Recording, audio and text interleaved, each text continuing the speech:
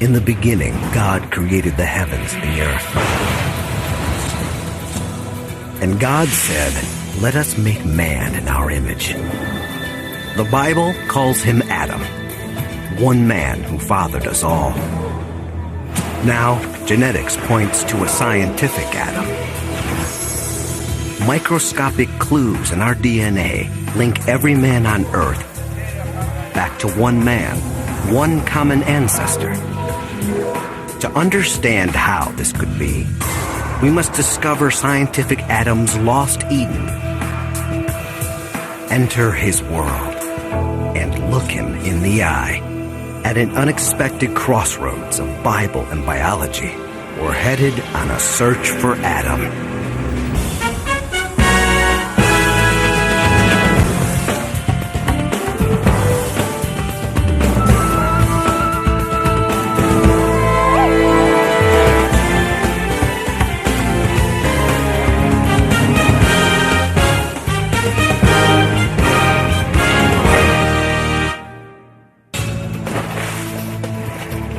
Look so different. The idea that we're all related seems impossible. It's hard to believe that 6 billion people all share the same ancestor. Yet 3 of the world's great religions, Christianity, Islam, and Judaism, believe in one man who fathered us all. That makes Adam a key figure in the beliefs of more than half the world. Now, science offers a chance to find a genetic Adam, a single ancestor whose DNA survives in every man on Earth today. From the Inuit of the Arctic to the Amerindians of the Amazon, from the nomads of the desert to the businessmen of Wall Street. Spencer Wells, a geneticist with National Geographic, will lead us on a journey to identify the scientific Adam and reveal what made him so exceptional that he could father all men on Earth.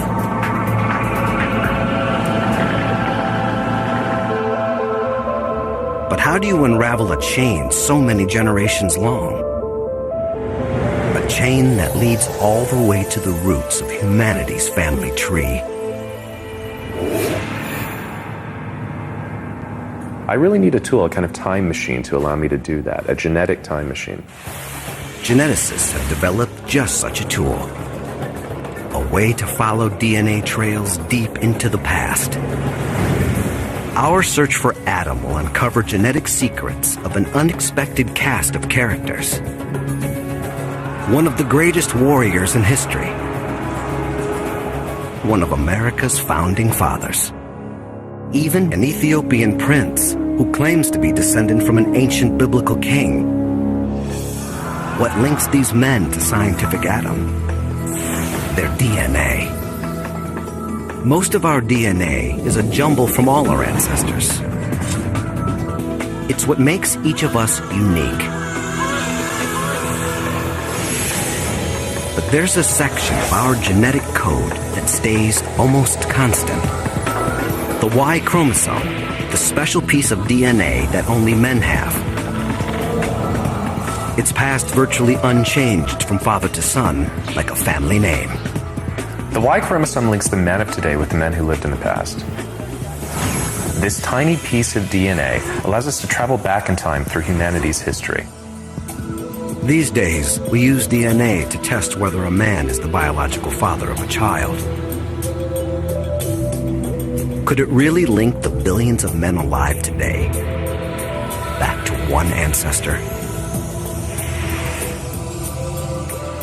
Wells believes the answer is yes.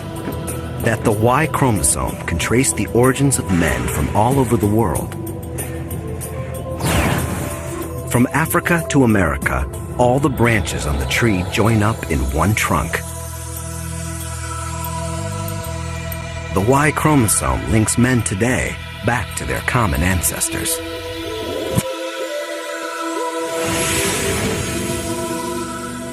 The key is to reveal super ancestors, Men who left their genetic imprint on huge numbers. They're like branching points, where vast sections of the tree come together in a single man. Geneticists can trace them further and further back down the tree to the ultimate super ancestor, scientific Adam. Our search starts in an unlikely place. With a super ancestor who passed his DNA to millions. He left such a vast legacy, Wells thinks he can trace it in a bar in San Francisco. The Bayview Boat Club is a watering hole for a group of Mongolian immigrants. These men have an outrageous claim. They think they're descendant from the great Mongol emperor, Genghis Khan. Yeah. So how many people in Mongolia really believe that they're related to Genghis Khan? Every single person in the country? Every single person. There are, what, 10 million people living in It seems preposterous, as if everyone in America believed they were descended from George Washington. But if there's any truth to their claim, these men will link back to a common ancestor who lived generations ago. The first step on our journey back toward Adam. So you guys interested in finding out if you could be related to Genghis Khan himself? Yeah, let's go. Okay, and then I'll pass... Tapping the power of DNA starts with a basic tool. They're sterile, by the way, which is kind of like a glorified toothbrush. Pull it out of the container. Just like that. Just a few cheek cells, and Wells can unlock secrets from our genetic past. With a simple swipe, Wells hopes to trace these men all the way back to a famous warrior who lived 800 years ago and thousands of miles away.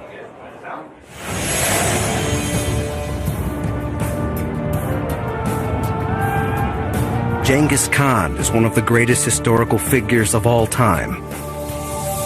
8 centuries ago, he ruled one of the largest empires the world has ever seen. What are the chances that a couple of guys in a San Francisco bar could be related to such an extraordinary man?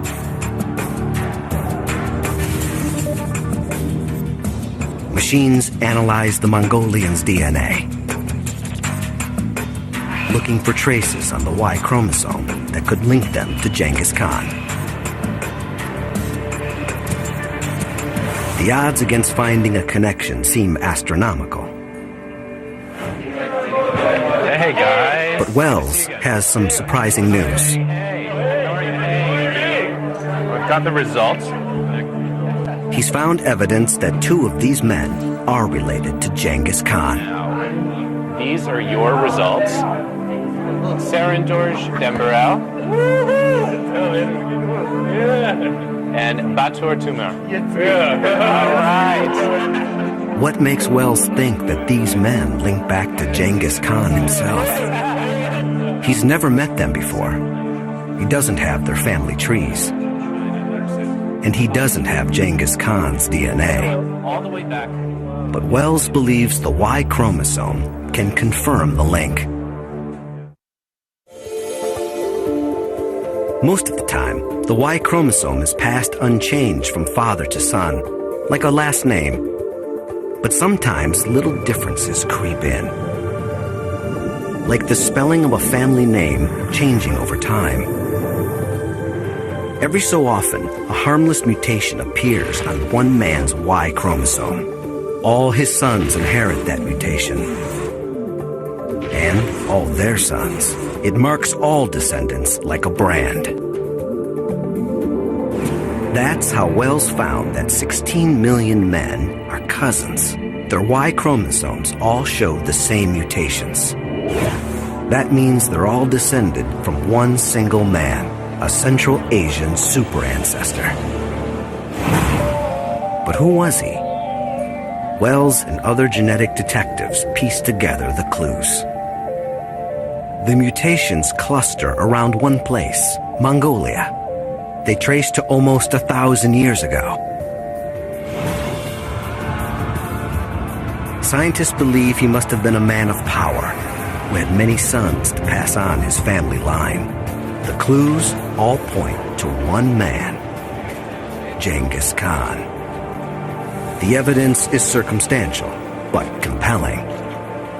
Khan's empire stretched from Kazakhstan to Korea. He ruled a dynasty that lasted generations. His sons and their sons had the power and position to spread his Y chromosome. As his armies swept through Central Asia, they cut down their enemies, and often, it said, took their women. The result? More offspring with Genghis Khan's Y chromosome, and other men's lineages destroyed forever. Genghis Khan's DNA is buried with him in an unknown grave, but his Y chromosome mutations survive in his descendants today. The research shows the Y chromosome can take us back hundreds of years. But to find scientific Adam, we must trace a man from our very beginning who fathered not millions, but billions. The payoff is almost unimaginable. An Adam who may have been the first truly modern human, whose Eden we can pinpoint, whose face we can reconstruct.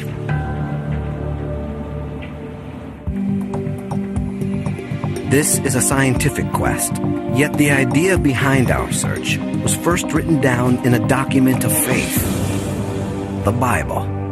Thousands of years before genetics, the book of Genesis tells of one man who fathered us all.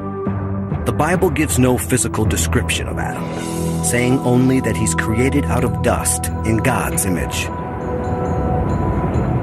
Adam's rib provides the raw material for the first woman, Eve. God gives them a home, the Garden of Eden. But soon, tempted by a serpent, Adam and Eve eat from the tree of knowledge and are cast out of paradise. Adam and Eve have children, and according to the Bible, this one family has grown to include everyone on earth today. The New Testament's Gospel of Luke lays out Adam's family tree, generation by generation. But what if we tested someone today who claims to be linked to that lineage? Most of the people the Bible places on Adam's family tree have disappeared without a trace. Yet one stands out as a significant historical figure, Solomon, the third king of Israel.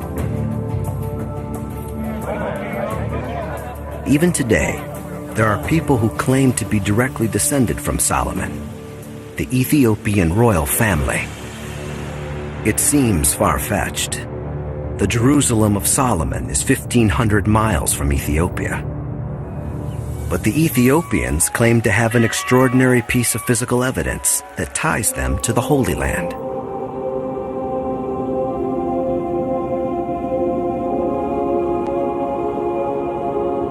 The Ark of the Covenant was believed to contain the tablets of the Ten Commandments, the Word of God. Legend says it was kept in a temple built by Solomon in Jerusalem, until it was taken by Solomon's son, Menelik, and later brought to a little church in Aksum in northern Ethiopia.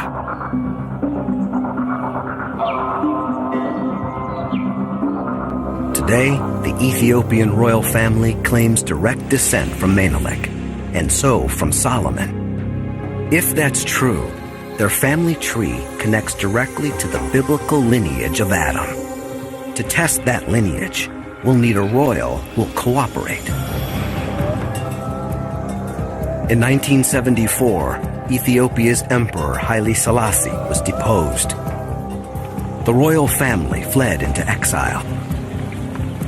We tracked down a prince who agreed to participate in our search on one condition: we can't reveal his identity. He wants to avoid accusations that he's using his link to Solomon to reclaim the throne. The prince takes a secret DNA test. A few tiny cheek cells transport us deep into the past. The DNA can reveal where the prince's ancestors came from. Could it link him to Solomon? The results are tantalizing. The prince's Y chromosome mutations do lend support to his claim. They point to Middle Eastern ancestry, but it's not definitive proof. With Genghis Khan, we had 16 million men pointing to one man. With Solomon, we may have one Ethiopian prince. There's simply not enough evidence to go on. The experiment shows how hard it can be to trace the Bible's genealogy. It's a book of faith, not forensic evidence. What the Bible is saying about creation is way beyond the scope of science. It's not about DNA and all that. It's about who we are as people. In Hebrew, the name Adam also means people. What's important about Adam is that Adam is every person.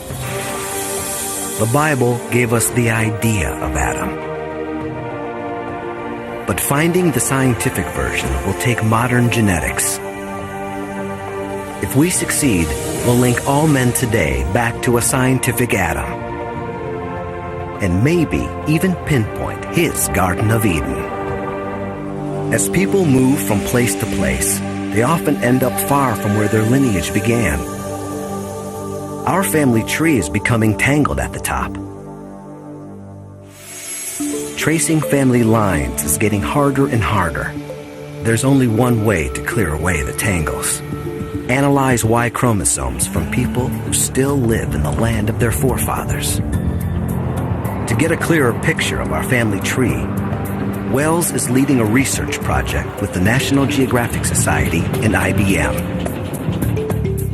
It's called the Geographic Project. It's a massive undertaking. It will take years. But when he's done, Wells will be able to tell where anyone in the world comes from. Wells and his colleagues have crisscrossed the globe in search of DNA samples. From Aborigines in Australia to tribesmen in South America. They've journeyed from Central Asia to South Africa to Siberia. Wells can already tell a lot about someone's origins just using their Y chromosome. And he thinks he's found something unexpected in the background of one of America's most famous figures. The third president, Thomas Jefferson. Research on Jefferson's Y has already given us one huge surprise. It had long been suspected that Jefferson fathered children by his slave, Sally Hemings. A 1998 study used the Y chromosome to prove that it was almost certainly true. It showed that this white man apparently had black descendants. Now, Wells believes he's discovered something about Jefferson that no one suspected. A discovery not about his descendants, but about his ancestors. And it could take us a big step toward Adam. Wells noticed that Jefferson's Y chromosome mutations don't look European. So where did Jefferson's ancestors come from? To find out the truth, Wells needs another DNA sample. The trail leads to rural Virginia. One of the closest living relatives of the founding father lives in Fries, Virginia. Now, do you have any sense of your own ancestry and who you're descended from? Thomas Jefferson. Thomas Jefferson. How many Odine generations Jefferson ago? shares the founding father's last name. Yeah. He also inherited his Y chromosome. It's not going to hurt, and you rub it on the inside of your cheek. Really scrape away, up and down. Everything about Jefferson points to him being European. Genealogists have traced his ancestry back to medieval France and Britain. But the test reveals something you might never have imagined. Jefferson's Y chromosome links him not to Europe, but to the Middle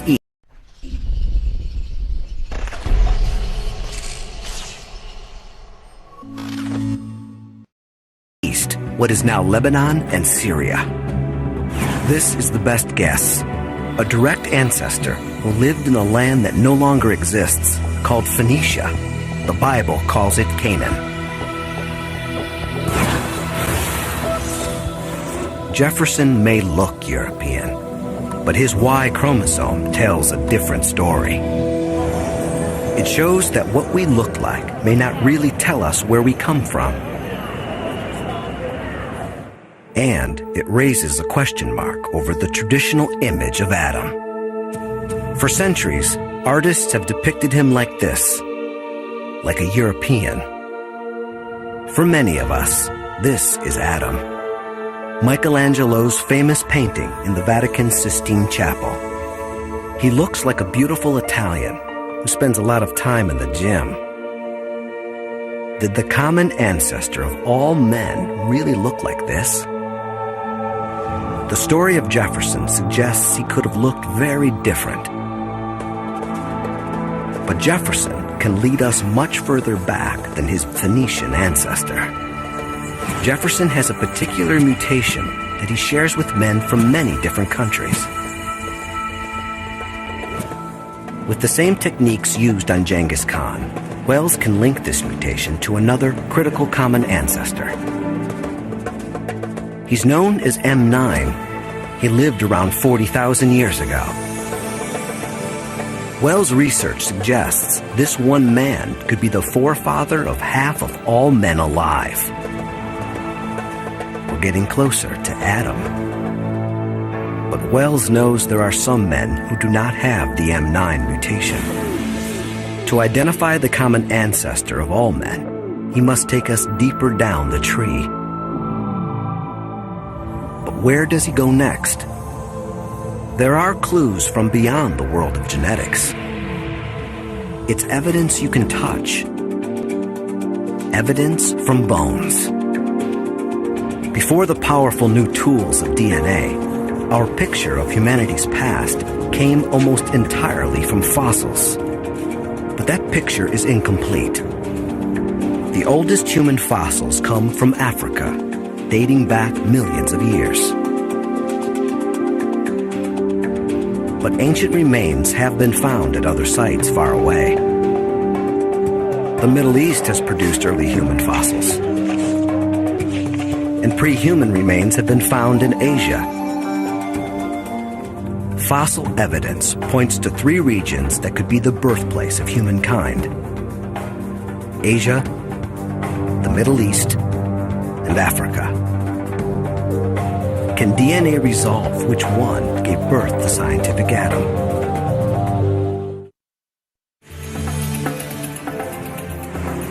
Wells wants to find a place where people from all 3 regions intersect. A study of historical trading routes offers a likely candidate. Off the coast of Kenya, the tiny island of Pate.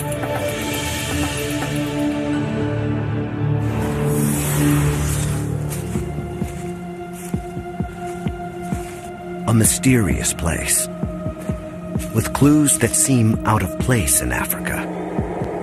Curious ruins. It's the main mosque. It was painted black.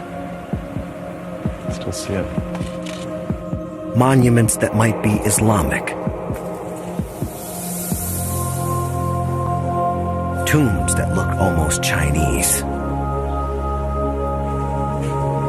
Even the faces suggest an intriguing mix. Some have the lighter skin tone of Europeans. Some could be Arabs. Others have eyes that look Asian. For centuries, traders have come here from all over the old world. From Europe, the Middle East, maybe even from China. Jumbo. Jumbo. Jumbo. History has created a genetic melting pot. And by taking a sample of your DNA, of your genes, we can say something about the people you're related to in the past, your ancestors. If the Y chromosomes here lead to a common ancestor for all these ethnic groups, they could lead us to Adam. If you could open your mouth. Wells takes samples from 25 local men. Right. Thank you. Okay. You could open your mouth. Where was your mouth?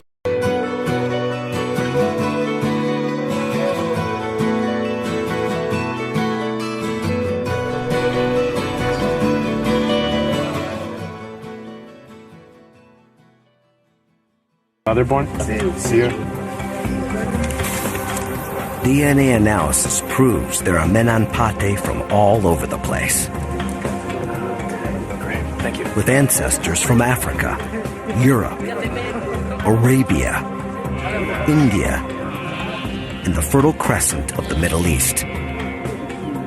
There is more genetic variation on this tiny island of Pate than in many countries. And the samples show something critical.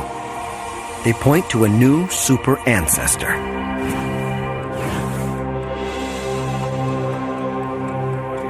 Even though the Y chromosomes come from all over the world, they almost all have something in common.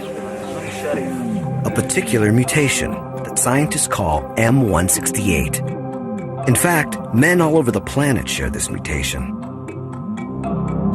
Genghis Khan and the San Francisco Mongolians have it. Thomas Jefferson has it. Wells himself has it. Nearly 3 billion men share this mutation. And it means they're all descended from one man. It's a staggering thought. Genghis Khan could have fathered millions, but the man who first had this genetic mutation had billions of descendants. We're near the bottom of the tree. Could this man, M168, be Adam? There's only one problem. On the Kenyan island of Pate, Spencer Wells found one man who doesn't fit. His Y chromosome doesn't have the critical mutation. It's a crucial clue. And he's not the only one. There are others who are not descended from M168. So he can't be Adam. M168 is far down the tree, but not its base. And the Y chromosome from the odd man out on Pate gives us the final piece of our puzzle. The man's lineage originates in East or South Africa. Comparing this Y chromosome to thousands of men from all over the world reveals a critical discovery. These mutations, originating in Africa, appear on every Y chromosome in every man in the world today.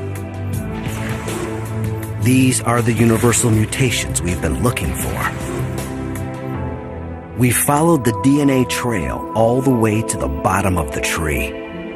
Every branch leads to one man, one Y chromosome.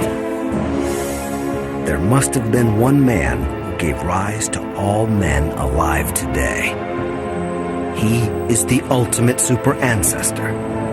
He is scientific Adam. One of his descendants was M168. He was the forefather of the ancient Middle Eastern ancestor of Thomas Jefferson.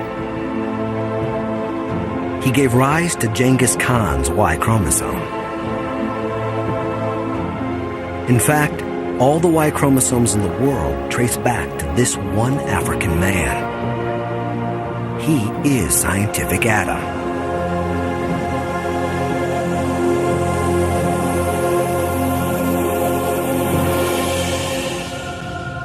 Wells believes the pattern of African Y chromosomes puts his birthplace somewhere in the Great Rift Valley region of East Africa, perhaps Tanzania or Ethiopia.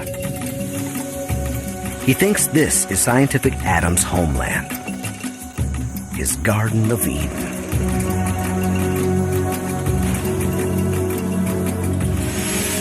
Genetics can date the ancient Y chromosome mutations to calculate the age of scientific Adam. Wells believes he was born around 60,000 years ago. It sounds ancient, but it means our search for a common ancestor has not led us all the way back to a time of ape men, or even to primitive beings like Homo erectus. Compared to the billions of years of human evolution, we've found Adam in the recent past.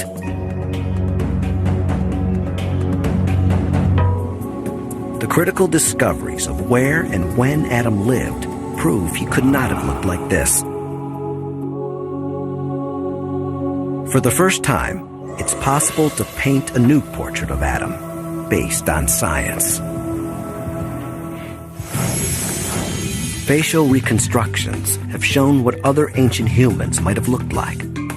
We have images of earlier beings, like Homo erectus, and the ancient pre-human known as Lucy.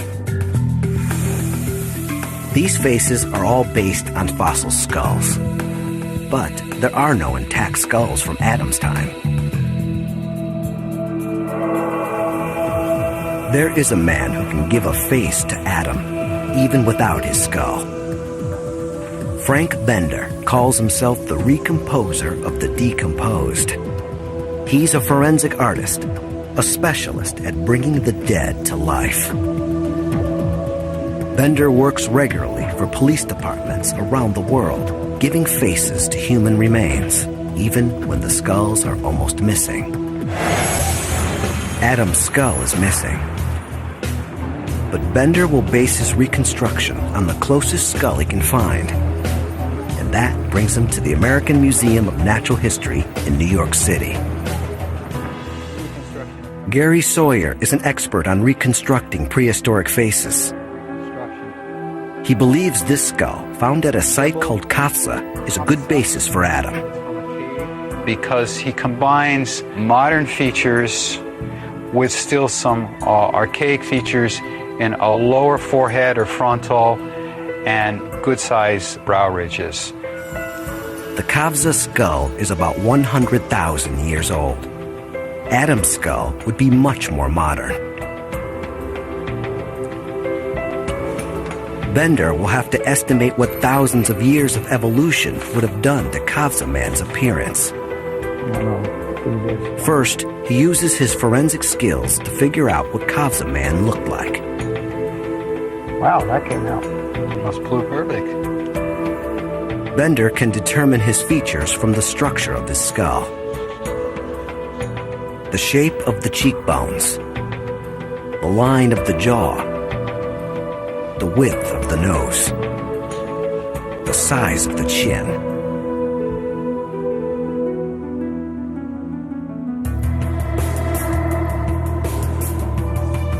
Kafza man is 100,000 years old. To construct a face for Adam, Bender has to update this portrait by 40,000 years. As humans evolved, the shape of our skulls changed. Brow ridges shrank. The forehead became more vertical, the chin more prominent. Adam should be almost halfway between this ancient man and humans like us. Bender needs to find that midpoint. He needs a modern face to compare to the ancient skull. But not just any face. He wants someone whose lineage traces most directly back to Adam. Wells knows where to look. In East Africa is a little-known tribe called the Hadzabe. Spencer, Stefano. Their DNA links them almost straight back to Adam. They give us a glimpse into his world. And they point to what Adam could have looked like. Scientific Adam should be a midpoint between the ancient Kafza face and one of these faces. Like the Hadza chief Julius Hendaya ne Ume. But how do you blend the two? To do this accurately, Bender turns to technology developed for security applications like anti-terrorism.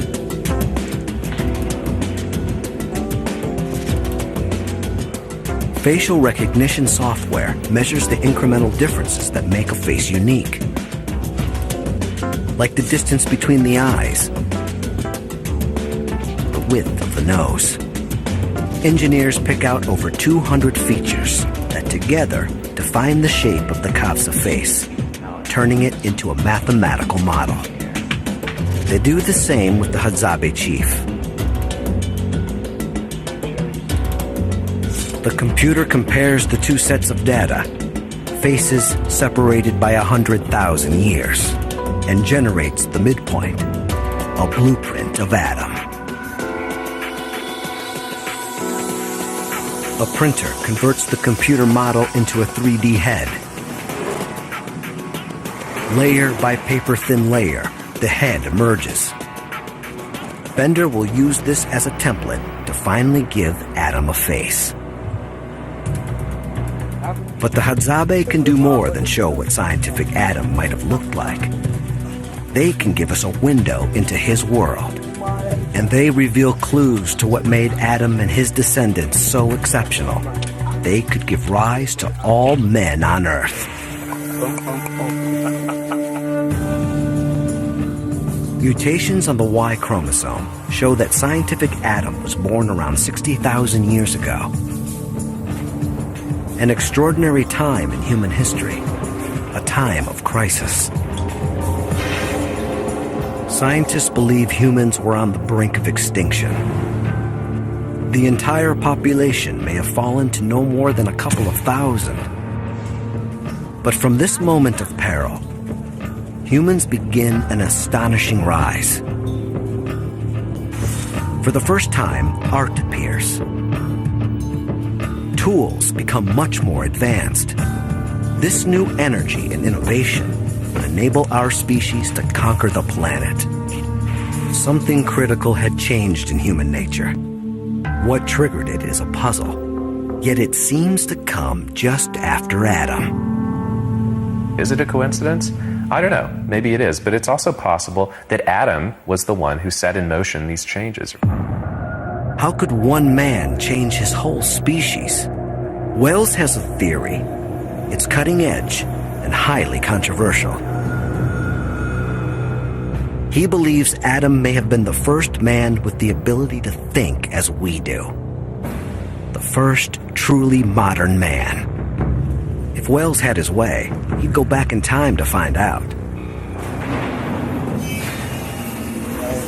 The ancient Hadzabe tribe in Tanzania may offer the next best thing, a window into Adam's world. As people, the Hadzabe are as modern as any of us. But as a society, they've chosen to retain the lifestyle of the earliest modern humans, the lifestyle of Adam. The Hadzabe are hunter-gatherers. Survival in this environment is an extraordinary challenge. They rely on the kind of ingenuity that Wells believes could have originated with Adam himself. It could almost be Adam's clan preparing for the hunt. The Hadzabe have figured out a way to turn local trees into lethal weaponry. The bows are strong, but flexible. Fire straightens the arrow shafts. They look simple, but when they appeared, they were revolutionary. Weapons that kill at a distance, deadly accurate.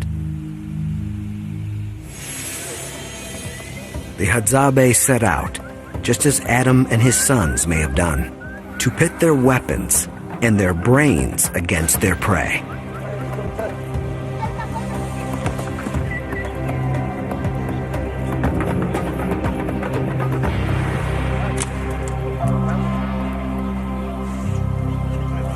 The Hadzabe's hunting techniques work, but they had to be invented, developed by someone. someone with the insight to go beyond the techniques used by the people before.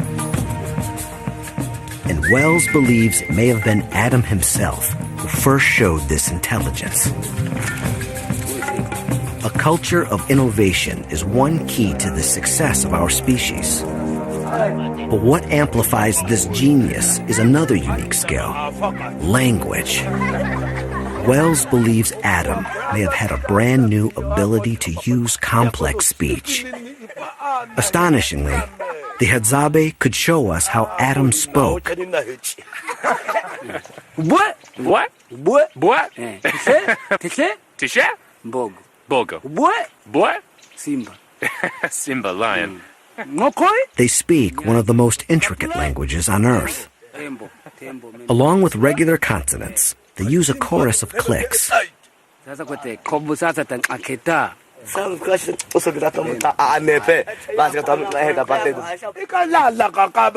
Their speech is far more complicated than most modern languages, and that suggests it's been around for much longer. English has around 30 different sounds. Click languages can have over 100. Scientists believe that when humans first began to speak, they may have used clicks like these. We could be listening to Adam himself. Like the bow and arrow, these sounds are simple, but they may point to what gave Adam his revolutionary intelligence. The Hadzabe have allowed us to explore Adam's world. Now Frank Bender can show us what he might have looked like. His goal is not just to sculpt Adam, but to reveal his personality. I tried to get into his head just like I would a fugitive.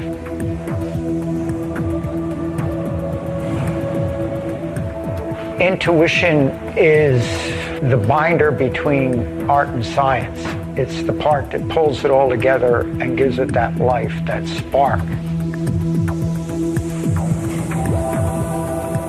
I picture him very much alive and with a lot of the basic feelings that we have today.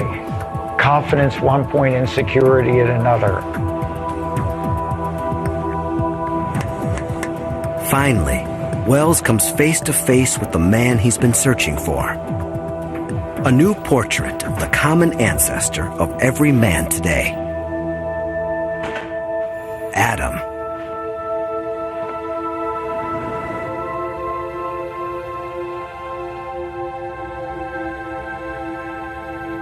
Without the skull, we can't know for sure what Adam looked like.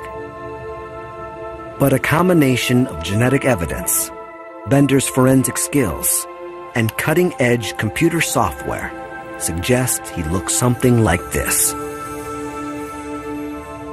Thousands of years after the Bible, and hundreds of years after Michelangelo, we have a whole new face for Adam. I like the expression. He's got a very forceful look. He's intent on something, maybe taking over the world. You begin to get perhaps an insight into why these guys won out and why this guy's our ancestor. Science can't tell for sure what set Adam apart. There were other men who lived alongside him. But over the centuries, all the other men's lines died out. Maybe some had only daughters, or no children at all. Their Y chromosomes were lost forever. Only Adam's lineage survives. Here's how Adam could have become our ultimate super ancestor.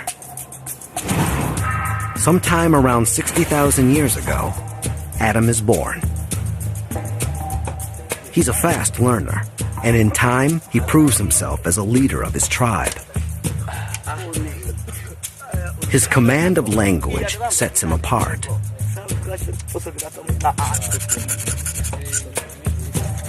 Perhaps he invents new and more lethal weapons, or takes charge of the hunts, devising new strategies.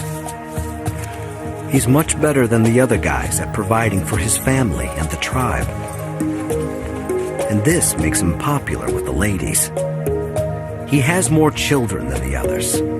His sons inherit not just his smarts, but of course his Y chromosome. Like Genghis Khan and his sons, Adam's Y chromosome begins to spread through the population, and Adam's intelligence gives his sons the ability to leave Africa and populate the world. Around 50,000 years ago, we start to expand out of Africa. Some populations start to leave around that time, and very rapidly they reach places as far afield as Australia, perhaps within a couple of thousand years. A couple of thousand years is like the blink of an eye. And Wells can trace it all back to one scientific Adam. This is not the man God creates in the book of Genesis.